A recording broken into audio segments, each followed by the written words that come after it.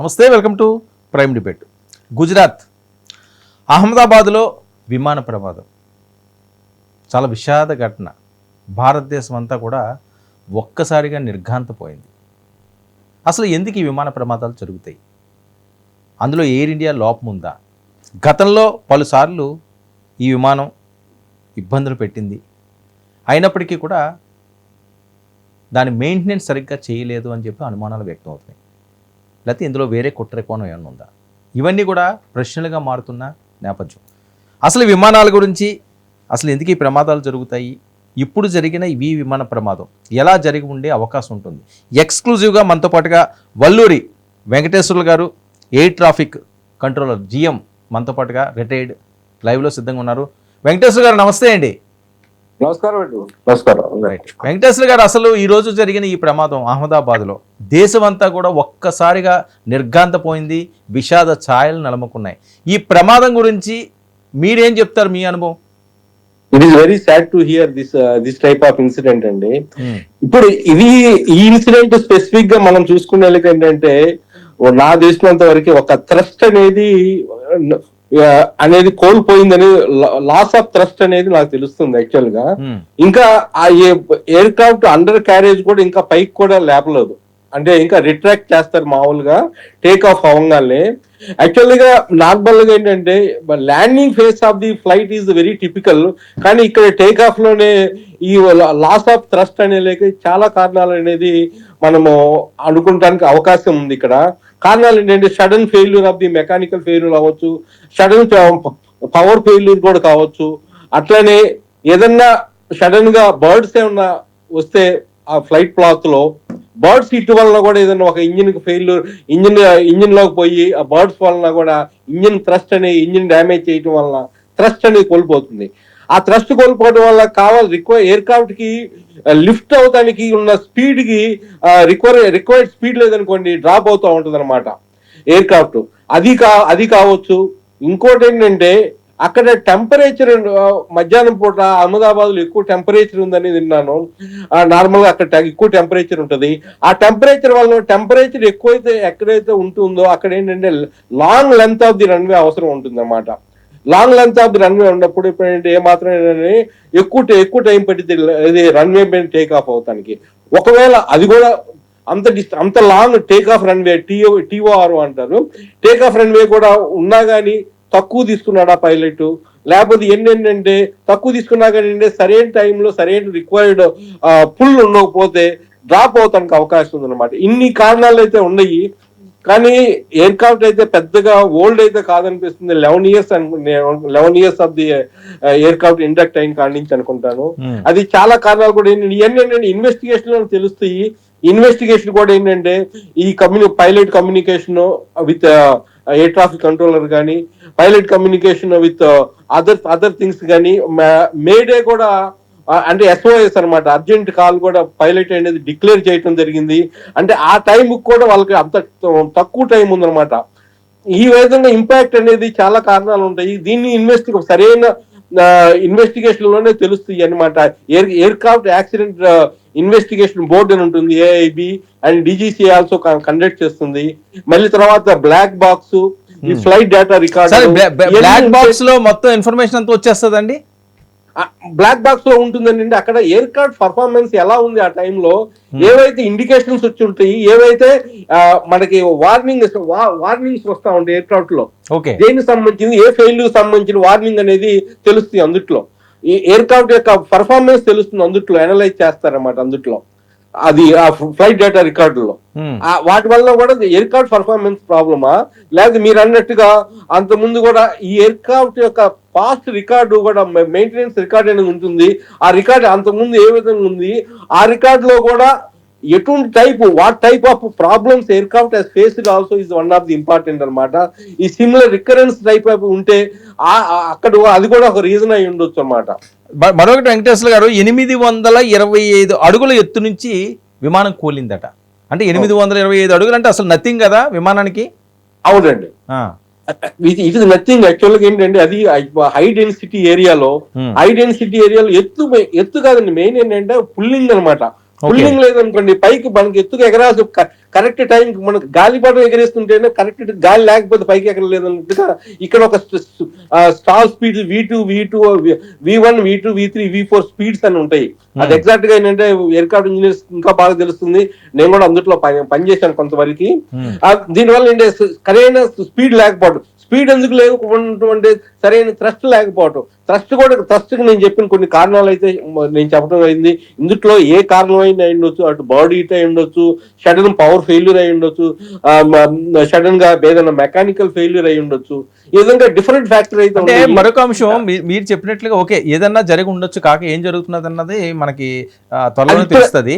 అయితే ఇది ఢిల్లీ నుంచి అహ్మదాబాద్ వచ్చినప్పుడు కూడా ఎటువంటి ఇబ్బంది లేదు.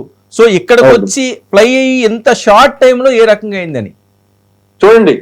అంతకుముందు ఇప్పుడు మనకి ఇన్సిడెంట్ ఏది జరిగినా కానీ ఏంటంటే అంతకుముందు జరిగింది బాగానే ఫ్లై అయింది, వచ్చిన తర్వాత కూడా జరగడానికి దీనికి లింక్ అనేది మనకు కష్టం అండి. అంటే ఇక్కడ కాదండి, ఒక దగ్గర నుంచి ఒక దగ్గరికి ఫ్లై అయ్యి వచ్చినప్పుడు ఇంత లాంగ్ జర్నీ ఉన్నప్పుడు ఇలాంటి విమానాలకి ఇక్కడికి వచ్చిన వెంటనే ఒకసారి చెక్ చేస్తుంటారు అన్ని డెఫినెట్ చెక్ చేస్తారు. అన్ని డీటెయిల్ గా చెక్ చేయరు, అది పెరిఫెరల్ గా చెక్ చేస్తారు. ఎక్కువ టైం ఉండదు అక్కడ. ఇప్పుడు ఒక విమానం ఢిల్లీ నుంచి వచ్చినప్పుడు అక్కడ ఎక్కువ చెక్ చేయరు. ఇనిషియల్ గా ఏంటంటే వీళ్ళకి ఎట్లుగా మెయింటెనెన్స్ అనేది సపరేట్ గా ప్రొసీజర్ ఉంటుంది. ఇన్ అవర్స్ తర్వాత ఈ మెయింటైన్ చేయాలి, ఇన్ అవర్స్ తర్వాత ఈ మెయింటైన్ చేయాలి. ఇంకోటి అది recurrence maintenance, schedule maintenance, unschedule maintenance అని ఏదైనా రిపేర్ వచ్చినప్పుడు చేయటం మెయింటెనెన్స్ అన్నమాట. ఈ నార్మల్ గా వచ్చినప్పుడు పైలట్ నార్మల్ చెక్ చేస్తారు, ఇంజనీర్స్ కూడా చెక్ చేస్తారు నార్మల్ గా. ఇది జరిగేది. వీటిలో ఏంటంటే అన్ని తెలియకపోవచ్చు, ఎందుకంటే అంత డెప్త్ స్టడీ చేయరు అన్నమాట ఇందులో. ఓకే సార్, ఇప్పుడు ఏటీసీకి ఏమైనా ఇన్ఫర్మేషన్ అందుతుందండి ఫ్లై అయ్యేటప్పుడు? ఏటీసీ ప్రమేయం లేకుండా అయితే ఎయిర్క్రాఫ్ట్ ఎగరదే కదండి. కాదు, ఎగిరినప్పుడు ఒకవేళ ఈయన ఫ్లై అవుదాం అనుకున్నప్పుడు ఏదైనా చిన్న డిస్టర్బెన్స్ ఉంటే ఇలా ఉంది అని చెప్పే ఛాన్స్ ఉంటుందా? ఉంటుంది. ఇప్పుడు పైలట్ మేడే డిక్లేర్ చేశాడు, కానీ పైలట్ ని డిస్టర్బ్ చేయము. మాకేంటంటే మాకు ఇన్స్ట్రక్షన్స్ ఏంటంటే మేడే డిక్లేర్ చేసినప్పుడు పైలట్ చాలా మెంటల్లీగా చాలా డిస్టర్బ్ గా ఉంటాడు, చాలా స్ట్రెస్ఫుల్ గా ఉంటారు. మేము ఎగ్జాక్ట్ గా ఫుల్ కారణాలు అడగము ఆ టైంలో.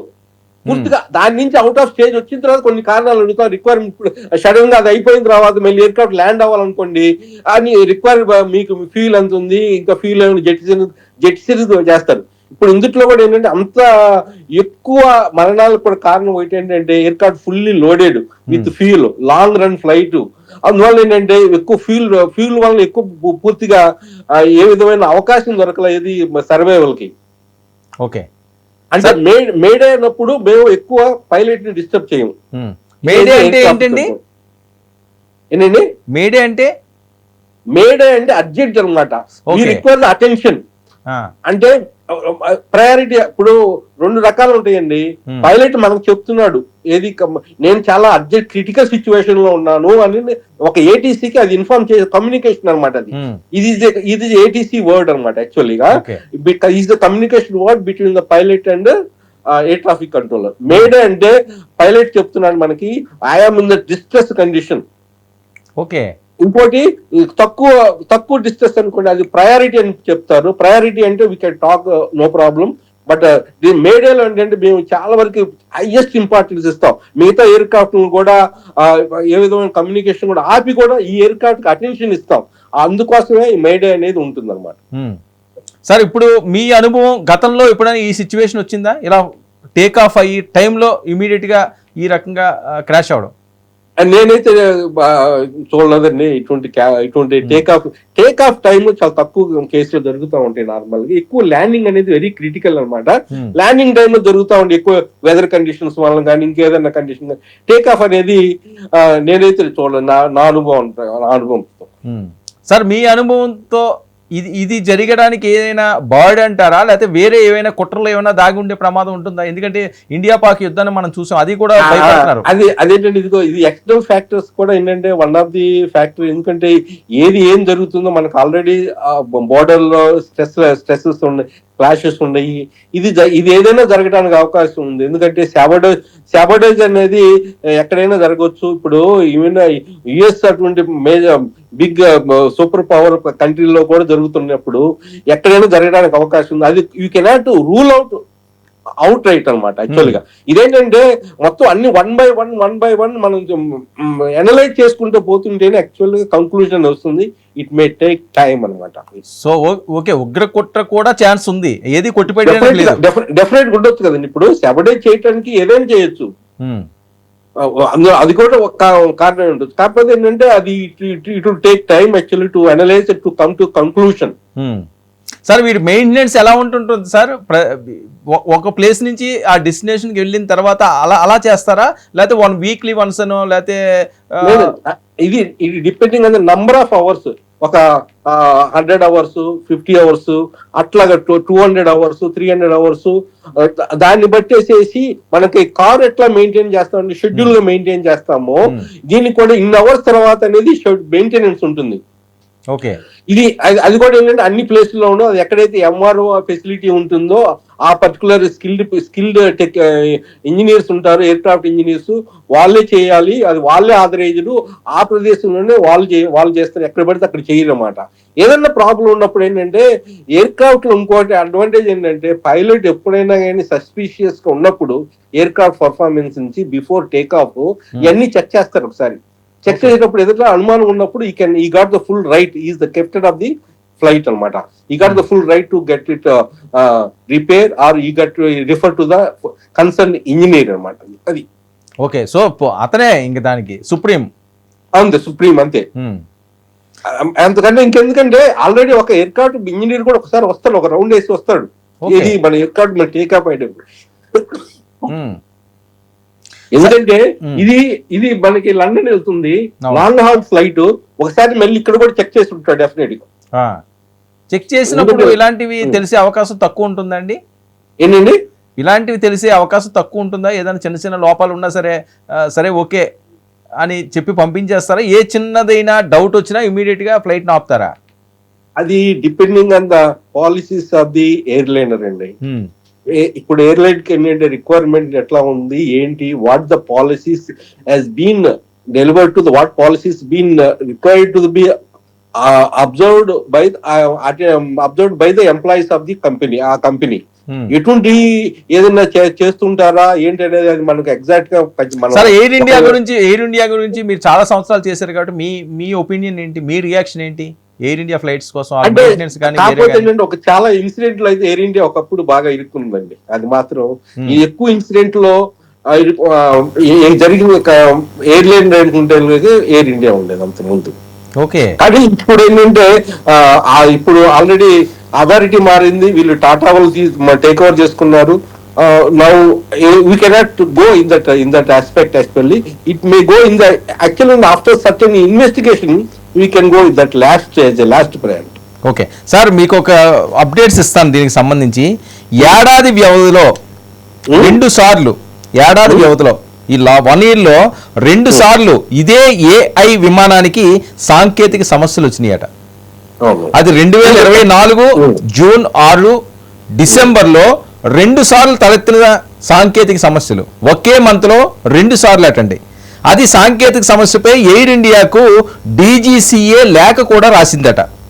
DGCA లేఖలను పట్టించుకొని ఎయిర్ ఇండియా, DCCA హెచ్చరించిన అదే విమానాన్ని కొనసాగించిన ఎయిర్ ఇండియా చివరిగా 3వసారి ఇవాళ అదే AI విమానానికి ప్రమాదం. దీన్ని ఏ రకంగా చూడాలి సార్?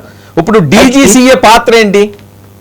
DGCA పాత్ర ఏంటంటే యాక్చువల్ గా ఈ మెయింటెనెన్స్ అనేది అన్ని పర్ఫార్మెన్స్ వాళ్ళు ఎయిర్లైన్స్ పాటిస్తున్నారా లేదా, సర్టన్ రిక్వైర్మెంట్స్ ఉంటాయి, సర్టన్ సర్వీసింగ్ రిక్వైర్మెంట్స్ ఉంటాయి, అవన్నీ పాటిస్తున్నారా లేదా అనేది these supervising authority as a statutory authority as for the government of India అనమాట.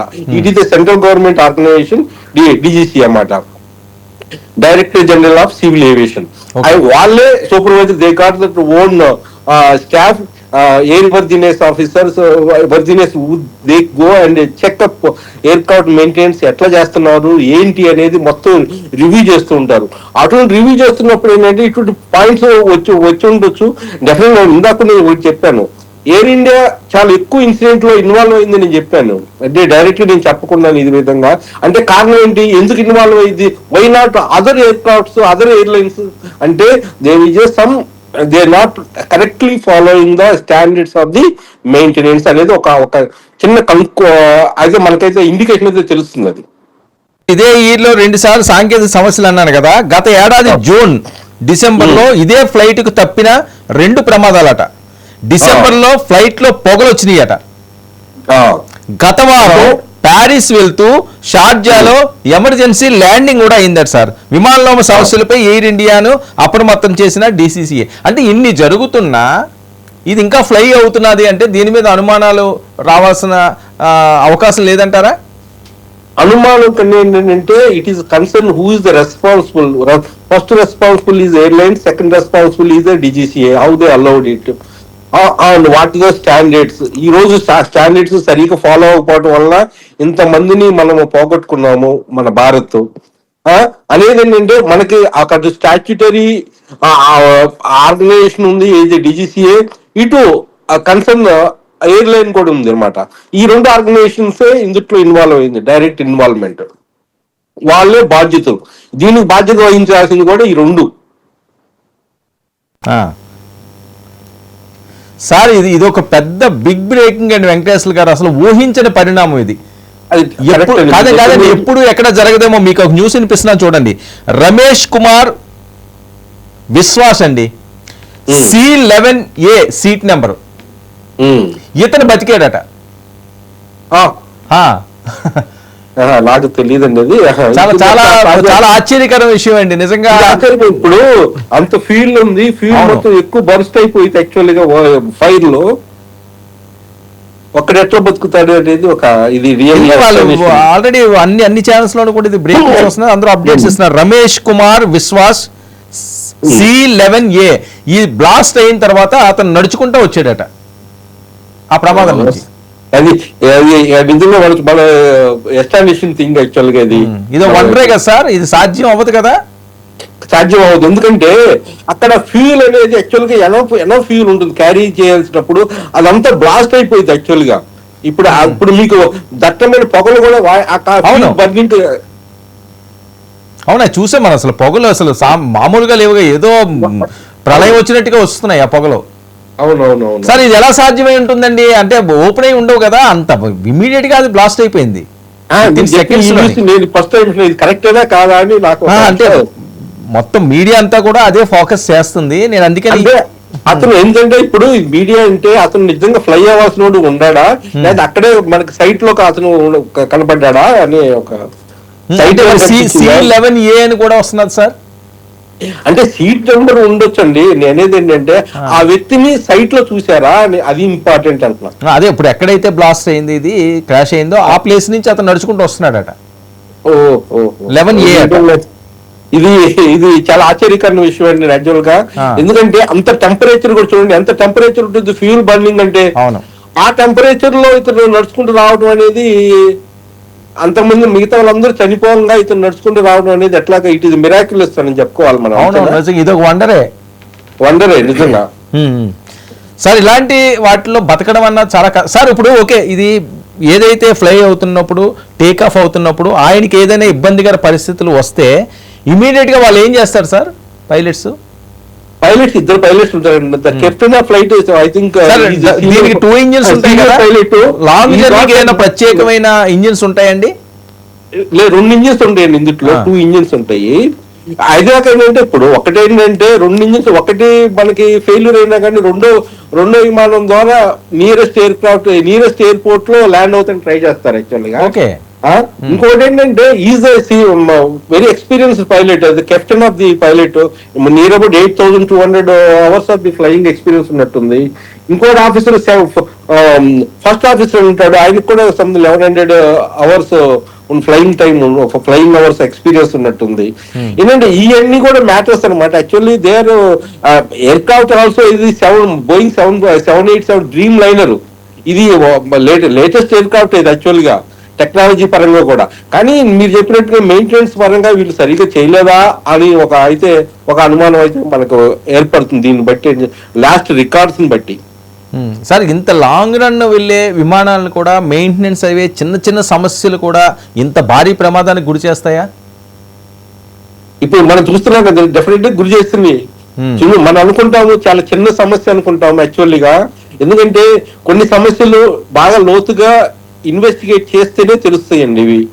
నార్మల్ గా ఇప్పుడు నార్మల్ గా ఏంటంటే ఒకటేంటంటే నార్మల్ ఏ ఎయిర్లైన్ అయినా కానీ వాళ్ళకి ఎక్కువ రెవెన్యూ రావాలి అని అనుకుంటానికి వాళ్ళు ఎక్కువ ఫ్లై చేస్తూ ఉండాలి ఎయిర్క్రాఫ్ట్ ని.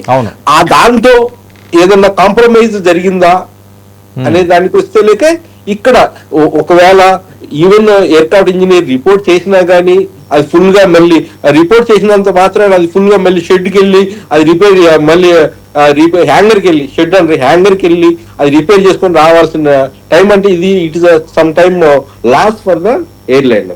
కానీ అది ఏదైనా ఓవర్కమ్ జరిగిందా లేదా అనేది మొత్తం టోటల్ ఇన్వెస్టిగేషన్ లోనే మనకు తెలియడానికి అవకాశం ఉంది. సార్ ఇలాంటి సందర్భాలు వచ్చినప్పుడు ఒక సాంకేతిక లోపాలు ఏమైనా సమస్యలు కానీ తలెత్తినాయి అనుకోండి, ఎక్కడో మిడిల్ ప్లేస్ లో ఆగినాయి, అప్పుడు ఆల్టర్నేటివ్ గా ఇంకో విమానాన్ని ఏమైనా అరేంజ్ చేస్తారండి? డెఫినెట్ అరేంజ్ చేస్తారండి. దీన్ని ఏం చేస్తారంటే ఇంకో నియరెస్ట్ ఎయిర్పోర్ట్ లో ల్యాండింగ్ చేయించేసి అక్కడ ప్యాసింజర్స్ ని మళ్ళీ ఏదైనా హోటల్కి తీసుకెళ్లి అక్కడ రెస్ట్ చేసి ఇంకో ఎయిర్క్రాఫ్ట్ తీసుకొచ్చేసి వీళ్ళని తీసుకెళ్తారు. ఇది లేకపోతే దీన్నే రిపేర్ చేయగలిగిన స్టేజ్ లో ఉందనుకోండి, రిపేర్ చేసి టెంపరీగా ఇంకో నియరెస్ట్ ఎయిర్పోర్ట్ కి తీసుకురావటం, లేకపోతే దాన్ని జడ్జ్ చేస్తారు they can fly to the destination or to the fly to the nearest airport అనేది ఆ డెసిషన్ అనేది తీసుకుంటారు. ఏదో నియరెస్ట్ ఎయిర్పోర్ట్ కానీ లేకపోతే డెస్టినేషన్ కి వెళ్తానికి అవకాశం ఉందా లేదని జడ్జి అది మళ్ళీ వాళ్ళు ఇన్వెస్టిగేషన్ చేసిన తర్వాత తెలుస్తుంది అనమాట. సార్ వెంకటేశ్వర గారు, మీ అనుభవంలో ఇలాంటి సందర్భం కానీ క్రిటికల్ సిచ్యువేషన్ కానీ చూసిన సందర్భం ఉందా? ఏ సందర్భం సార్ అది? యాక్చువల్గా నేను క్రిటికల్ సిచ్యువేషన్స్ అనేది పెద్ద జరగలేదు నాకు. కాకపోతే ఏంటంటే ఇక్కడ మనకి మ్యాంగ్లూర్ లో ఒక ఇన్సిడెంట్ అయితే జరిగింది. అది ఓవర్ షూట్ అయింది, ఎయిర్క్రాఫ్ట్ ల్యాండ్ అది రన్వే క్రాస్ అయిపోయి కింద ఒక ఇన్సిడెంట్ జరిగింది. అది నేను అక్కడ ఆల్రెడీ అప్పుడు పనిచేశాను అన్నమాట. ఆ తర్వాత దానికి ముందు చేశాను యాక్చువల్ గా. అదేంటంటే టేబుల్ టాప్ రన్వే అనమాట. ఆ రన్వే టేబుల్ టాప్ అనమాట. దానికి సఫిషియెంట్ లెంత్ లేకపోయే ఎన్నో కారణాల దానికి క్రాస్ అయిపోయి కూడా దానికి ఇట్లానే ఇన్సిడెంట్ జరిగింది అనమాట. అది నేను జరిగినప్పుడు కూడా. సార్ మీరు విన్న వాటిలో లేకపోతే మీరు జాబ్ చేస్తున్న ఆ టైంలో ఒక భారీగా ఎవరైనా పైలట్ తప్పుదాలో లేదా సాంకేతిక సమస్య వల్ల జరిగినవి ఏమైనా ఉన్నాయా? అది ఢిల్లీ ఓవర్ అంటే ఇప్పుడు నేను ప్లేస్ లో నేను సర్వీస్ లో ఉన్నప్పుడు ఏంటంటే ఓవర్ సెక్రిదాద్రి మిడే పొల్యూషన్ జరిగింది. అది మనకి తెలిసింది అనుకుంటాను. అది రష్యన్ ఎయిర్క్రాఫ్ట్, సౌదీ ఎయిర్క్రాఫ్ట్ అనమాట. అది మనకి అది హైయెస్ట్ యాక్చువల్ గా ఇండియా హిస్టరీలో అది హైయెస్ట్ క్యాజువాలిటీస్ అనమాట. ఆ తర్వాత మళ్ళీ ఇక్కడ కూడా మన మ్యాంగ్లూర్ లో కూడా జరిగింది ఫుల్ క్యాజువాలిటీస్. ఇప్పుడు ఈ తర్వాత ఇది జరిగింది అనమాట. సార్ ఇది ఫుల్ ఫ్లూయిల్ అంటే ఎన్ని అవర్స్ ఫ్లై చేయగలరు సార్ ఇప్పుడు ఈ కండిషన్ లో ఉన్న ఈ ఎయిర్క్రాఫ్ట్? ఇప్పుడు మనకి లండన్ కి 8 hours ఎంత అనుకుంటా కదండి. వీళ్ళు చూడండి సార్, ఎక్స్క్లూజివ్ గా ఇతనేనండి, అందులో నుంచి బయటపడ్డ అతను ఇతనే అట. రమేష్ కుమార్ విశ్వాస్. ఓహో, విశ్వాస్. ఇదైతే బాగా వైరల్ అవుతుందండి. ఇది రియల్లీ మిరాకుల్ అండి. యాక్చువల్ గా అది ఎట్లా జరిగింది, అందులో బయటికి రావడానికి ఏమన్నా ఓపెన్ అవ్వడం అవి ఉండవు కదా సార్? డోర్స్ అవి అసలు ఛాన్సే లేదు కదా. ఛాన్స్ ఉండదు కదా.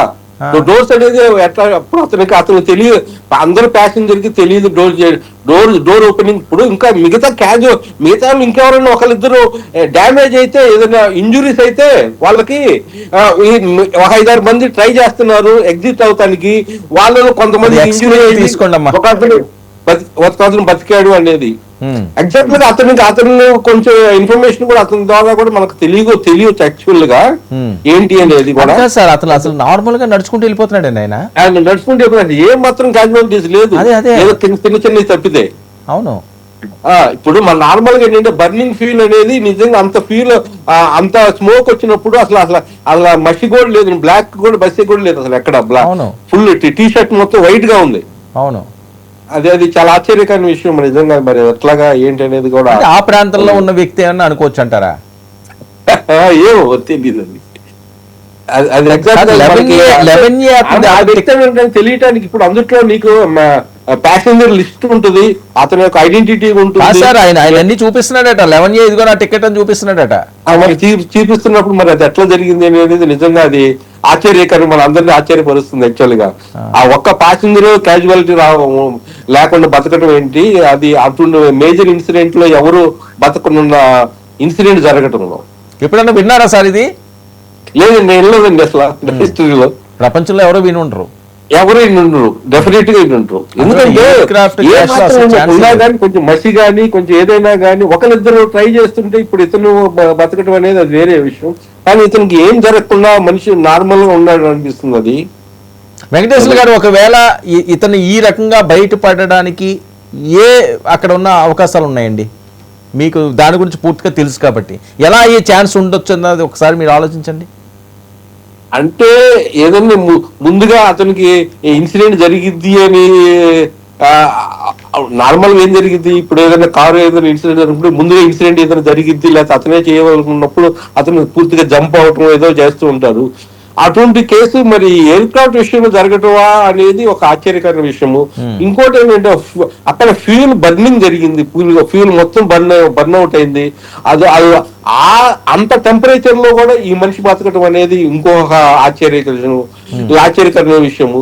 మూడోది ఏంటంటే ఎవరు బతకకుండా ఇతను ఒక్కడే బతకటం ఏంటి అనేది కూడా నిజంగా అది చాలా మనకి అది మిరాకుల్ అని చెప్పుకోవాలి. అందట్లేదు, అది ఊహించడానికి అసలు ఇది నిజమా అదే చెప్పలేదు. ఇప్పుడు మీరంటే you're bringing to the conclusion that it is must be the one of the person or suspected person who can know that prior information ఏదన్నా అతనికి తెలుసా ఇటువంటి ఏమైనా జరిగిందా అంటే అది ఆ విధంగా వచ్చి అది శాబోటేజ్ కింద వస్తుంది యాక్చువల్ గా. ఏది కావాలని ఏదైనా చేసింది ఈ శాబోటేజ్ కింద వస్తుంది. మరి అదేమన్నా ఆ టైంలో ఇన్వెస్టిగేషన్ అయితే ఇప్పుడైతే ఇన్వెస్టిగేషన్ అయితే జరిగింది అనుకోండి, ఇతను బతకడానికి కూడా కారణాలు ఏంటి అనేది కూడా డెఫినెట్ గా రివీల్ అవుతాయి. It is the matter of the time అనమాట యాక్చువల్లీ. ఓకే, అంటే మీకు ఆ నమూనా అంతా తెలుసు కాబట్టి ఒకవేళ ఇలాంటి సిచ్యువేషన్ లో బయటికి రావడానికి ఏమాత్రం చిన్న స్కోప్ ఉంటుందా, అది నా డౌట్. స్కోప్ అంటే ఏంటంటే అతనికి ఇప్పుడు అతనికి ఆల్రెడీ టెక్నాలజీ కొంత తెలిసి ఉంటుంది. ఎమర్జెన్సీ డోర్స్ ఉంటాయండి, దగ్గర ఎమర్జెన్సీ డోర్ ఉంటుందండి.